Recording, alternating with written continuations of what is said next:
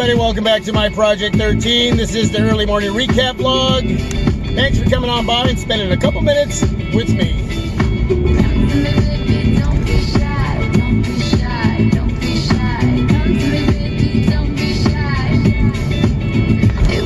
The LG G7 shooting this video using a filter. Let me know how it looks. Adding a little pizzazz for your viewing pleasure. A little music in the background. The recap vlog, where we talk about everything and anything that's happened this last week. Not a heck of a lot of vlogging going on. Waiting to pick up some new smartphones.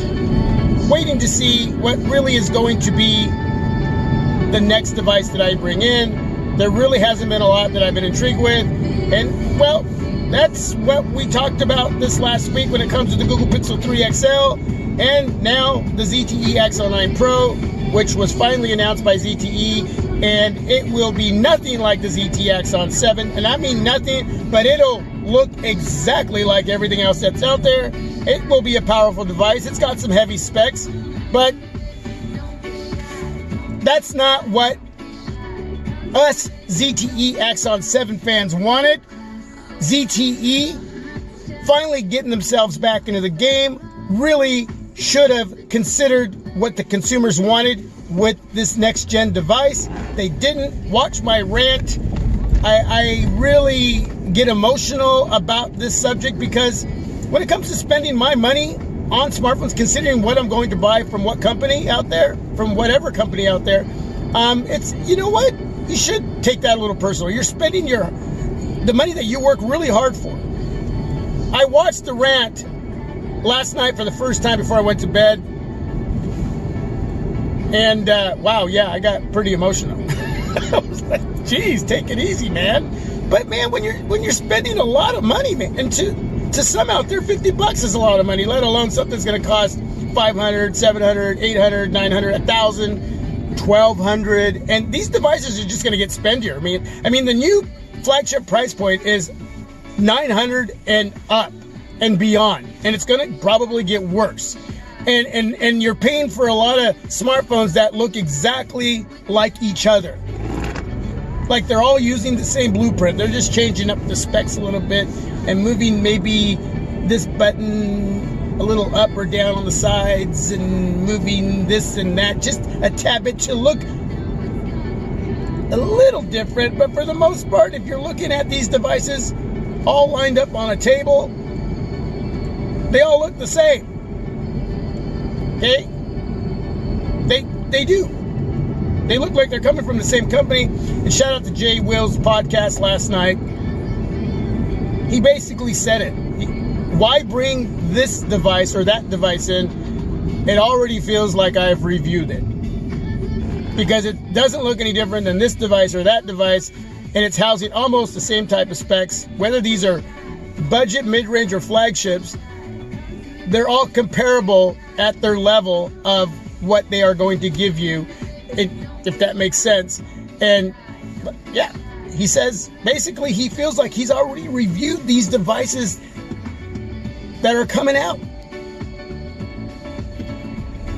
They're all aesthetically, basically looking about the same. Again, little minute differences, but for the most part, that's what you're paying for. There's no originality, and that's what we thought we were going to get with the ZTE Axon 7. After everything ZTE's been through, we thought that their comeback game was going to stand out, and they're not even going to release this device in the US, which I got some feedback. Well, why do I even care if it's not going to be released in the US? Well, because if it was going to be what we thought ZTE should have put out to really wow the consumer and what the consumer wanted with the next gen of the ZTE Axon 7. I mean, if they really had listened, then we would have wanted this device to come to the US. And there's still some out there that want this device, and they don't even have the opportunity to pick up that device right here in the US. And I understand that they're having some trust issues with companies out there, but they have to fight to get that trust back. And right out of the gate, this device would have been the one to wow everyone, not just outside of the United States, but within the United States as well and around the world, to get the attention that, hey, we're back, we're in the game, but we're going to be different, we're going to be original, we're going to give you something special, and we're going to fight to sell this product here, not just around the world. And maybe there's more to it, and why there could be some restrictions. I don't know, but as far as them paying their dues, from what we know, all they had to do was pay their dues and get back into this. And what a better way to give you that next gen device of the ZT Axon 7, housing 2 speaker grills, which you're not going to get, along with these killer specs. That's the way you want to come back into the game. That's the way you want to punch everybody in the face. So yeah, I get emotional in the rant, watch the rant, and I think we should. These devices have become a part of our lives.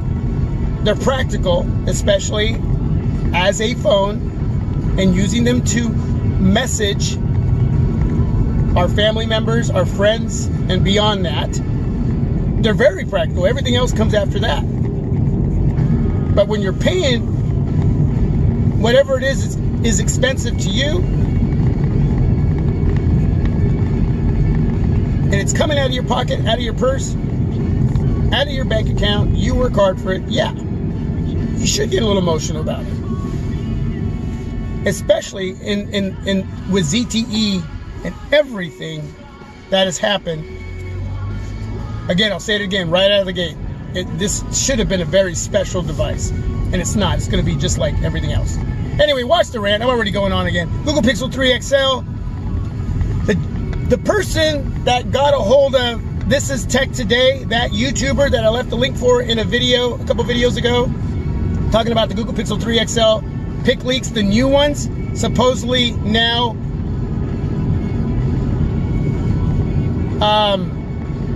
these new pics are basically deleting everything that we've seen and watched as far as the unboxing of the Google Pixel 3 XL. All those leaks, not relevant if these new pictures are are for real.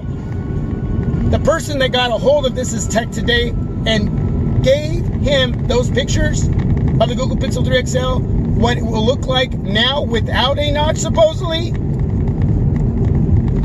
almost bezel-less, a little bit of chin.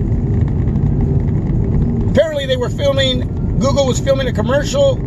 This person walks by, was able to see everything, took some pictures.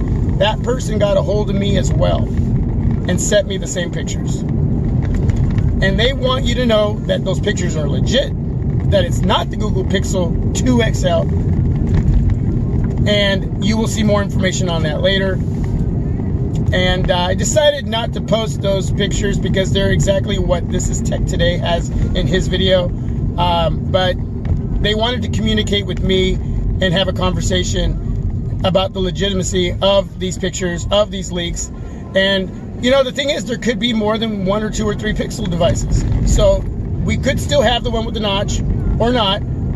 And what these pictures are showing us now could be the real deal.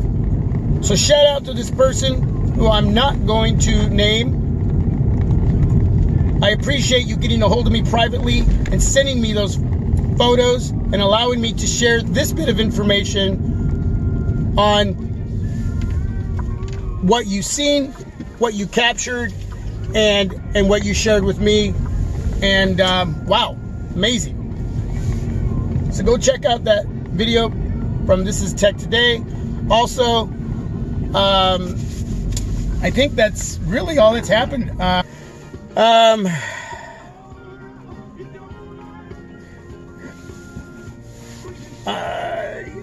I guess for now, man, I'm going to be looking forward to the Razer phone, the OnePlus 6T, and we'll see what else. I'm anxious to bring something in, but guess what, man? At this point, it's pretty much all the same. Let me know your thoughts. I'm out. God bless. Thanks for taking the time to jump in and just watch, share this video, please, on your social media. And if you like what I'm doing over here on my Project 13, it's quite different. It's not like any other YouTube channel. But if you like what I'm doing, please leave a thumbs up. And subscribe if you haven't. I'm out.